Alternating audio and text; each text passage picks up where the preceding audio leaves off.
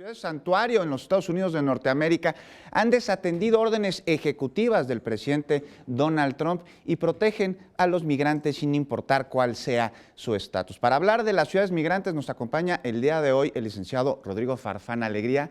Bienvenido, licenciado, es internacionalista por la Universidad Nacional Autónoma de México. Cuéntenos, ¿qué son las ciudades santuario? ¿Cuáles son? ¿Dónde están? Gracias, Juan. Un saludo a todos los televidentes. Y bien, como ya decías, las ciudades santuario en los Estados Unidos se han distinguido precisamente por proteger a las comunidades migrantes de indocumentados, sobre todo en la Unión Americana. Estas ciudades, pues bueno, se manejan en dos vertientes, las que son formales e informales.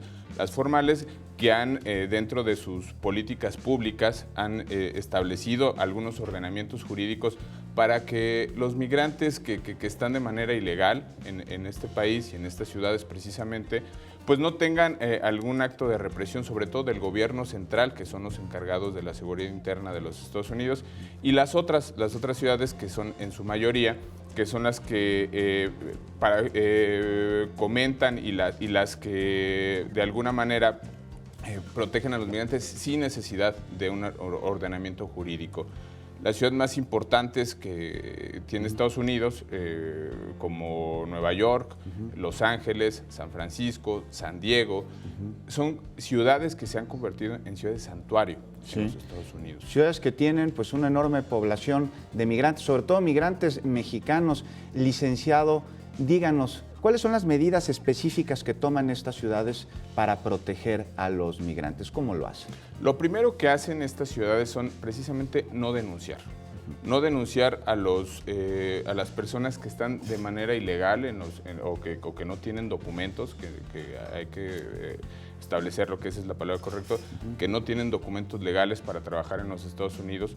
Ellos lo que hacen es no denunciarlo ante los órganos de seguridad interna de los Estados Unidos. Adoptan algunas medidas, por ejemplo, si alguien cometió algún delito en alguna de estas ciudades, lo más común es que los dejen estar 48 horas nada más en sus centros de detención. Pasando estas 48 horas, esta ciudad de santuario lo que hacen es dejarlos ir, no retenerlos más de lo legal. Las ciudades que no son santuario, cuando pasan esas 48 horas, siguen teniendo a la gente en sus centros de detención, y las ciudades santuario los liberan. No precisamente tienen alguna...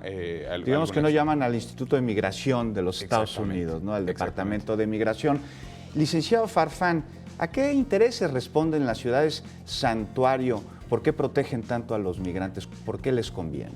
Hay algunos aspectos que hay que destacar, sobre todo que pues, bueno, son ciudades que en su mayoría cuentan con un gran número de migrantes indocumentados, lo cual propicia que bueno, haya una gran actividad económica por parte de ellos. El caso, por ejemplo, de Los Ángeles, ¿no? Los Ángeles, una de las ciudades más importantes de los Estados Unidos, con alrededor de más de 20 millones de indocumentados, pues bueno, son gran parte del motor económico de los Estados Unidos. En su mayoría, hay que mencionarlo también, son ciudades gobernadas por demócratas, como Nueva York, por ejemplo, y que, pues bueno, responden a estos intereses más basados sobre todo en la actividad económica. Muy bien, licenciado. Y díganos, ¿cómo le va a estas ciudades que desatienden órdenes de su presidente para proteger a los migrantes? ¿Qué tipo de autonomía tienen? ¿Con qué recursos cuentan? ¿Cómo le hacen? Mira, hay que partir de esta de la nueva era Trump en los Estados Unidos. Tiene a un pueblo norteamericano dividido, tiene a gran parte de la comunidad política de los Estados Unidos dividido precisamente por los ordenamientos que ha establecido el nuevo presidente.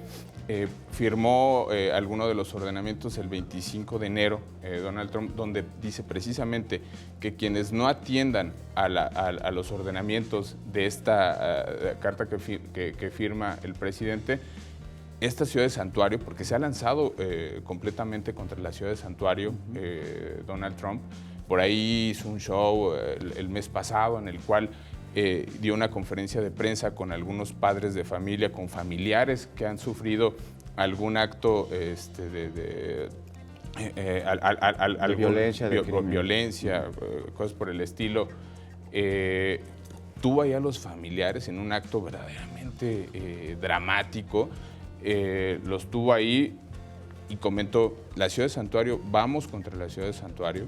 Quienes no atiendan los ordenamientos del gobierno central de los Estados Unidos van a empezar a recibir represalias, sobre todo en temas económicos de financiamiento, enfocado precisamente en los temas de seguridad. Es decir, estas ciudades que no atiendan los ordenamientos del gobierno central van a tener restricciones en sus ingresos por parte de la Federación del Gobierno Central. Y licenciado, pues la visita del secretario de Estado y del secretario de Seguridad de los Estados Unidos a México pues tendrá en las reuniones con las autoridades mexicanas, con el presidente Peña Nieto, pues se tratarán los temas relacionados con los migrantes. Se espera que se llegue a algún acuerdo, alguna resolución. Yo creo que el acuerdo que más imploran, en este caso los mexicanos, es que ponga fin al tema del muro, cosa que no lo va a hacer. Ha sido muy claro el presidente de los Estados Unidos y por supuesto el secretario de Estado, Rex Tillerson.